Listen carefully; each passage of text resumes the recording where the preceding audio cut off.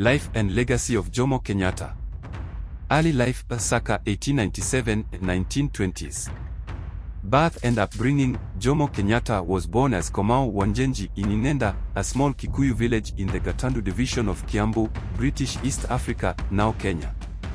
His father, Njenji wa Mwigai, was a Kikuyu farmer, and his mother, Wamboi, was one of Njenji's several wives. After his father's death, his mother remarried, and young Komau moved to live with his maternal uncle. Education. Kenyatta attended a Church of Scotland mission school at Thogotu, near Nairobi. Here he gained basic literacy and exposure to Christian teachings. He later worked as a clerk and water meter reader in Nairobi while furthering his education. His early exposure to colonial policies and the dispossession of Kikuyu lands began shaping his political consciousness. Rise to activism, 1920s to 1940s. Early political involvement. In the 1920s, Kenyatta joined the Kikuyu Central Association, KCA, a political organization advocating for Kikuyu land rights and cultural preservation. His eloquence and leadership skills quickly made him a prominent figure within the movement. Travel to London. In 1929, Kenyatta traveled to London to present African grievances to the British government. He sought to advocate for land rights and protest colonial policies that marginalized indigenous communities. While in London, he realized the importance of international support for Kenya's struggle for independence. European education and advocacy. Between 1931 and 1946, Kenyatta lived in Europe, studying and engaging in political activism. He attended the University of London School of Oriental and African Studies, SOAS, where he studied anthropology. In 1938, he published Facing Mount Kenya, a seminal work that examined Kikuyu traditions and criticized colonial exploitation. During this period, Kenyatta developed connections with Pan-Africanist leaders, including Kwame Nkrumah, and attended the 1945 Pan-African Congress in Manchester. Return to Kenya and the struggle for independence, 1946 to 1963. Leadership in the Kenya African Union, KAU. Kenyatta returned to Kenya in 1946 and became president of the Kenya African Union, KAU. He emphasized nonviolent advocacy for independence and land restitution, but also sought to unite diverse ethnic groups under a common goal. The Mau Mau Uprising. The 1950s saw the Mau Mau Rebellion, a violent anti-colonial movement led by Kikuyu militants. Though Kenyatta denied involvement, colonial authorities accused him of leading the revolt. In 1952, he was arrested and charged with managing the Mau Mau organization. Following a controversial trial, Kenyatta was sentenced to 7 years of hard labor and internal exile.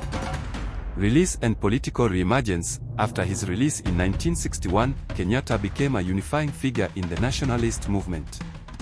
He joined the Kenya African National Union, KONU, advocating for a peaceful transition to independence. Leadership after independence, 1963 to 1978. Prime Minister, 1963 to 1964. Kenya gained independence on December 12, 1963, with Kenyatta as its first Prime Minister. His leadership prioritized national unity, modernization, and reconciliation between former colonizers and indigenous Kenyans. President of Kenya, 1964 to 1978. Kenya became a republic in 1964, and Kenyatta was elected its first president. His administration focused on economic development, promoted agriculture, tourism, and foreign investment. Land redistribution, implemented policies to transfer land from colonial settlers to Kenyans, though critics argue that this often benefited elites. National unity, encouraged peaceful coexistence among Kenya's ethnic groups while fostering a sense of national identity. Challenges and controversies.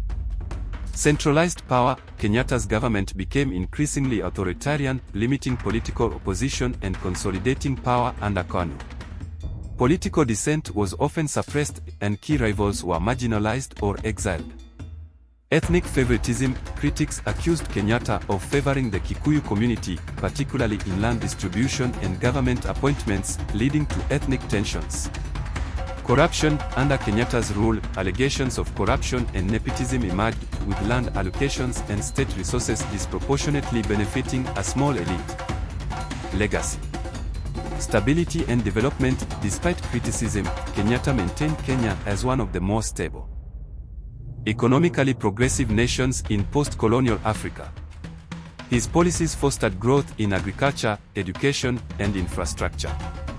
Pan-Africanism. Kenyatta's leadership inspired other African nations seeking independence. He played a prominent role in the Organization of African Unity (OAU), promoting African solidarity. Cultural symbol. Kenyatta became a symbol of Kenya's independence and national pride. Known as Mzee Elder, he was widely respected for his leadership during the formative years of the nation. Death and commemoration. Jomo Kenyatta died on August 22, 1978, at State House in Mombasa.